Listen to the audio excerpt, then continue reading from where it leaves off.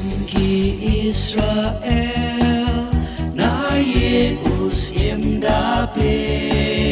bala pensle utrai us im ubas ngaure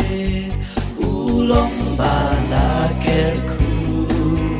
bawan hanam utrai pai baki ang hosana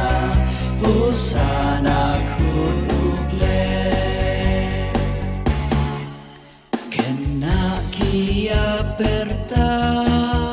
kira laki slatlai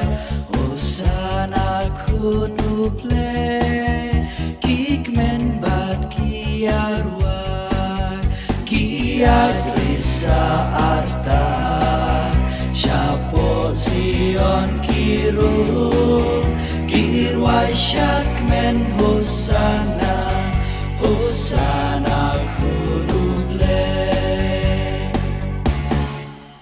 kitna bat kislate kingor narut lenti kisyang batapurom bayak dus im jongi ki jana lo terpe ki priang halo suro ki sur ki ang hosana hosana kunuble nong tho bat parisi ki jat palong asa bakwan gurom lade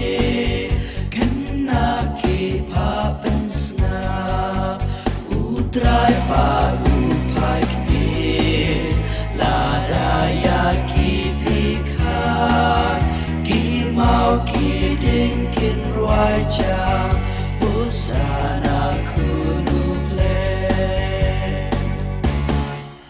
ni onlen ti utrai usim jing joba krau ira laki slatlai uram jong ukan pau nadu yonut pale in kang ban in risa in rai baro hosana hosana